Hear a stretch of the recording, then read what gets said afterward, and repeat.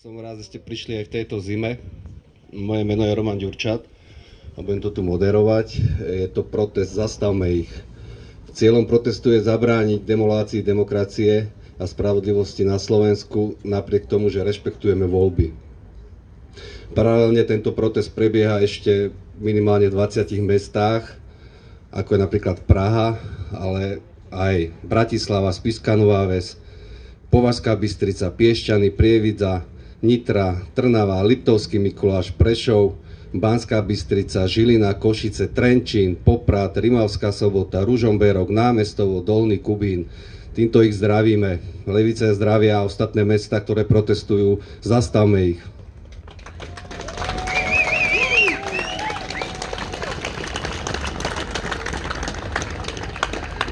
Organizátori tohto protestu už druhého v Leviciach sú Tým kraj Nitra Levice, Progresívne Slovensko, KDH, Sloboda a Solidarita a občianski aktivisti Zóna Levice, čo sú Alica Záhorská a Jakub Stehlík.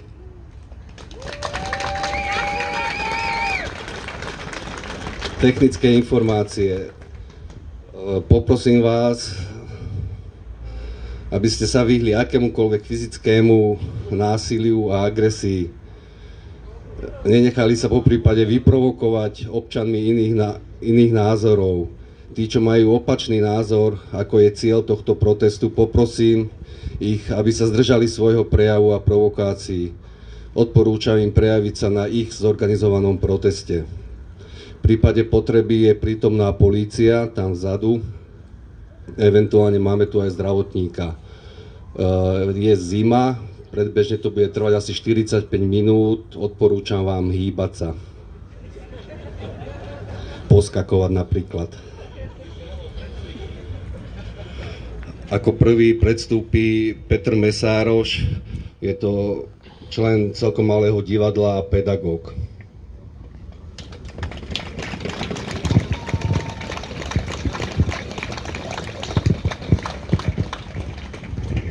Príjemný dobrý večer, priatelia.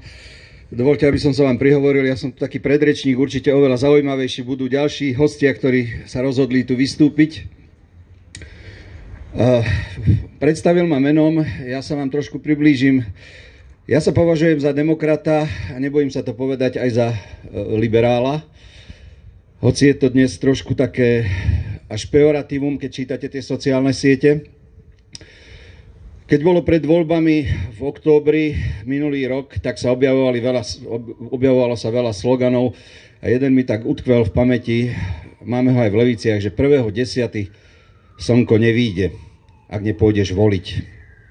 Ja som voliť bol, slnko vyšlo, ale zoberme to teraz tak symbolicky, že síce toho 1.10.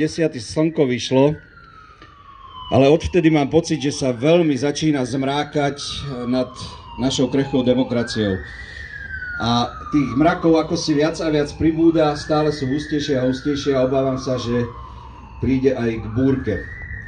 To, čoho sme svedkom vlastne od toho októbra a tých rýchlych krokov, ktoré smerujú k tomu, aby sa zabezpečila beztrestnosť politikov, ktorí sú momentálne pri moci, má až závratnú rýchlosť. Vracia nás to prakticky do 90. rokov, keď tu bola vláda Hnutia za demokratické Slovensko. Dovolím si ísť prakticky ešte ďalej. Ja učím dejepis, tak si dovolím nájsť ďalšiu paralelu. Až mi to pripomína situáciu po voľbách v 46., keď komunisti vyhrali v Československu. A prvé, čo bolo, podchytili si vlastne ministerstvo vnútra a všetky silové zložky, ktoré boli v štáte a tým si pripravovali pôdu na ten februárový prevrat v 48.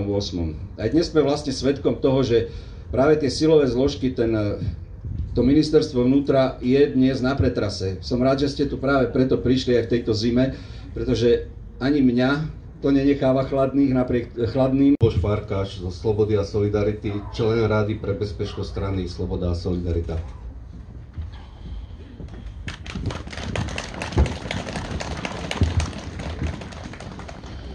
Pozdravujem Levice. Pozdravujem celé Slovensko a nie je jedno, že nás tu tak poriadne pribudlo. Ešte pred pár minútami bolo prázdne námestie. Taký zlý odhad situácie, akého sa dopustil Robert Fico, tak taký zlý odhad situácie Slovensko ešte nezažilo. Lebo na Slovensku demokracia možno drieme v srdci mnohých ľudí, ale ako spievame v našej národnej hymne, keď sa ukážu tie blesky, tak slovenský národ sa dokáže zjednotiť. My sme zažili bezprecedentnú situáciu. Štvrtýkrát si časť populácie nášho krásneho štátu zvolila tým ľudí do čela štátu legitímnym a demokratickým spôsobom. Tým ľudí, ktorý nám dokázal Slovensko ekonomicky spomaliť, dostať ho na chvost Európskej únie a urobiť z neho doslova čiernu dieru Európskej únie. V demokracii neexistujú ľahké kroky. Neexistujú kroky, ktoré by sa nedali zvrátiť. My sme urobili ťažký krok a potlačili sme v týchto voľbách Slovensko v ústrety hlbokej a tmavej noci. Rovnako ako vy, aj ja mám doma dieťa. Rovnako ako vy, ani ja tu teraz nemrznem kvôli tomu, že by som chcel upútať pozornosť a cítiť sa ako slávna osoba. Nie, mrzneme tu práve kvôli budúcnosti našich detí. Pretože to, čo sa tu chystá, my sme si už odžili v spomenutých 90. rokoch. My veľmi dobre vieme, čo to znamená báť sa výjsť na ulicu, kde organizovaný zločin má väčšie právo a väčšiu silu, ako je sila štátu. My vieme, čo to znamená, keď štát podporuje zlodejov, keď chráni defraudantov a keď slušných ľudí sa snaží umlčať a doslova utopiť v denných trápeniach. Takéto Slovensko sme mali a viacej ho nechceme. Aj preto, levice, hoď nás je tu len pár stovák, týchto pár stovák ľudí so sebou nesie svetlo nádeje. Pretože každý z nás pozná priateľov a má rodinných príslušníkov, ktorí mu dôverujú a dokáže im vysvetliť. Ľudia, zobudte sa. Pretože ak sa nezobudíme, tak tí najneschopnejší z nás nám budú vládnuť a tí najhorší z nás budú určovať budúcnosť celých generácií vopred. Nebudeme ticho! Nebudeme ticho! Nebudeme ticho!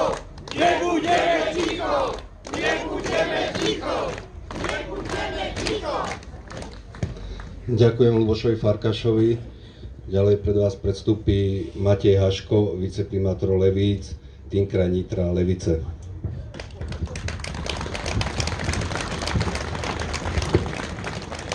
Dobrý večer, milí Levičania. Mnohí z nás sme tu stáli v novembri 1989. Bola zima, podobne ako teraz, bola nás tu zo začiatku len hrstka. Zo dňa na deň pribúdalo ľudí, bolo ich stále viac, až to vyústilo v generálny štrajk. Vtedy sme sem prišli preto, lebo sme verili, že máme šancu zmeniť chod dejín, máme šancu zmeniť veci. Potom sa tu vyvíjala situácia istý čas lepšie, istý čas horšie, ale neskôr to dospelo do situácie, keď tí, ktorí poťahovali šnúrkami, verili, že už môžu čokoľvek a dokázali dospieť až k takým veciam, že dokázali vraždiť. V marci 2018 sme tu stáli znova, pretože sme nechceli, aby sa štát uberal takým smerom. Stáli sme tu preto, lebo sme verili, že dokážeme veci zmeniť. Podarilo sa to. Podarilo sa to aj vtedy a verím, že podarí sa to aj teraz. Stojíme tu preto, lebo veríme, že veci sa dajú zmeniť a naozaj dúfam, že to bude tak. Mali sme to obdobie mečiarizmu, kedy náš štát smeroval úplne iným smerom, ako si väčšina z nás praje. Smeroval na východ, smeroval k totalite, smeroval k deštrukcii demokracie, ale neveril by som, že to môže byť ešte horšie. Bohužiaľ teraz to, čo sa deje, To je horšie ako za mečiarizmu. Je tam teraz garnitúra, ktorá sa snaží zachovať beztrestnosť pre seba a je im úplne jedno, čo bude s našim štátom. Ide im len a len o seba. A toto naozaj nechceme. Musíme ich zastaviť. Zastavme ich.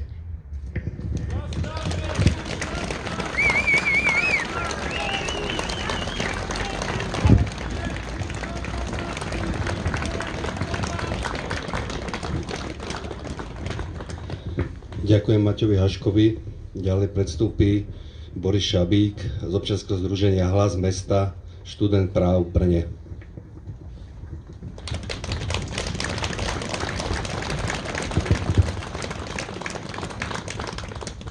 Dobrý večer, milí spoluobčania. Ďakujem organizátorom demonštrácie, že mám šancu pred vami dneska vystúpiť. Volám sa Boris Šabík, som študent práv na Masarykovej univerzite v Brne a som členom občianskeho združenia Hlas mesta. Dnes by som rád vyjadril nielen môj názor, ale myslím si, že aj názor väčšiny mladých ľudí a študentov. Ako mladí ľudia sa často nedostávame do zorného pola vládnúcich garnitúr. Ani naše záujmy nie sú hlavnou témou spoločenského diskurzu. Zatiaľ vždy k nám boli elity neutrálne, no v dnešnej dobe na nás dokonca útočia. Obrana je pre nás komplikovaná, pretože naše názory prezentujú len mimoštátne organizácie, ktoré sú trňom boku dnešnej garnitúry. Na škole sa nájdení právnici učia, že jedna zo základných funkcií práva je motivačná. Má občana navádzať k dobrému a odmeňovať za dodržiavanie pravidel. Dôležitou úlohou našich zákonodarcov by teda malo byť vytvárať taký systém, z ktorého si smieme brať príklad. Aký príklad však dostávame, ak si pomocou práva radšej odpúšťajú prehrešky a znižujú tresty? Máme sa cítiť tak, že právny systém je tu len na okrasu a ak nám zavadzia na našej ceste k úspechu, tak ho obídeme? Ja stále verím, že to tak nevnímame všetci. Aj keď sú medzi našimi generáciami rozdiely, či už v hodnotách, alebo v tom, čo si želáme od našej krajiny. Je tu jedna téma, na ktorej sa verím zhodneme naprieč generáciami. Hodnota, ktorá leží pri samých základoch našej krajiny. A to je demokracia. To neznamená len to, že sa každé 4 roky stretneme na slobodných voľbách, ale že každé rozhodnutie ovplyvňujúce našu spoločnú budúcnosť a vývoj našej krajiny je riadne diskutované a komunikované. Zmeny ako rušenie úradu špeciálnej prokuratúry a zmeny v trestnom zákonníku neboli na vrchole potrieb spoločnosti a ani po nich nevolala žiadna inštitúcia. Aj tak sa ich v našom parlamente snažia presadiť v skrátenom konaní a bez žiadnej diskusie, čo sa javí ako silne nedemokratické. Ďalej predstúpi Ján Záborský, Progresívne Slovensko.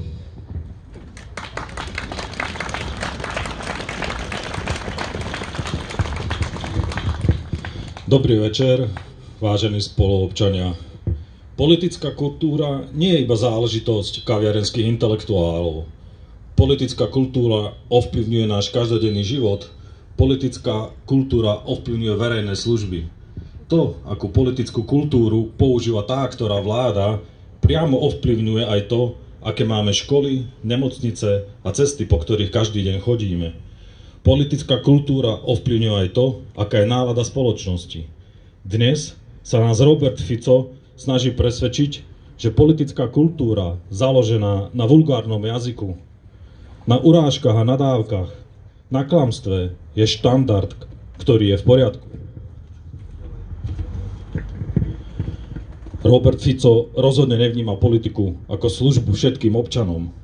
Robert Fico totiž vníma politiku ako nástroj, ktorým si uzurpuje moc a kryje svojich ľudí. On nevníma politiku ako nástroj na riešenie verejného záujmu. Politika je pre neho nástroj, ktorým rieši výhradne iba svoje záujmy. Pripomeňme si, že politici, ktorých sme si zvolili do parlamentu, žijú z našich daní. Politici ovplyvňujú kvalitu života a náladu spoločnosti. Preto nezabudnime, že politikom nemáme dôverovať, ale máme ich kontrolovať.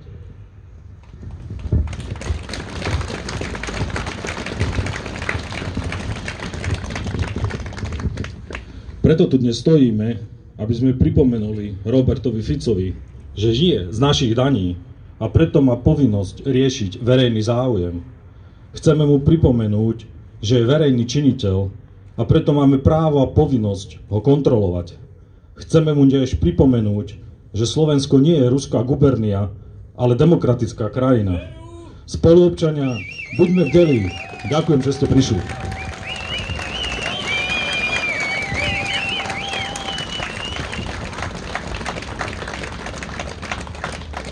Ďakujem Janovi Záborskému. Ja som vám veľmi vďačný, že ste aj v tejto zime prišli. A na záver by som chcel sem zavolať pedagogičku Slávku Gelenovú, ktorá sa symbolicky s vami rozlúči a ukončí tento protest. Ja verím, že keď bude treba, tak sa tu stretneme znovu, nielen tu v Leviciach, ale aj v iných mestách. Ďakujem.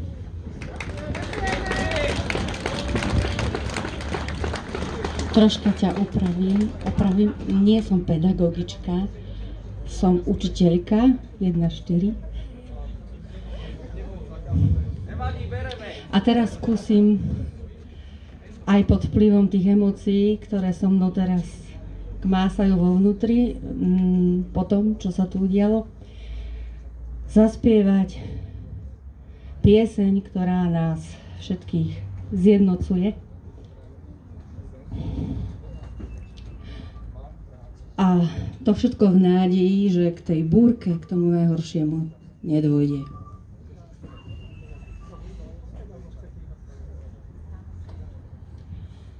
Nad Tatrou sa blízka hromy divo bijú.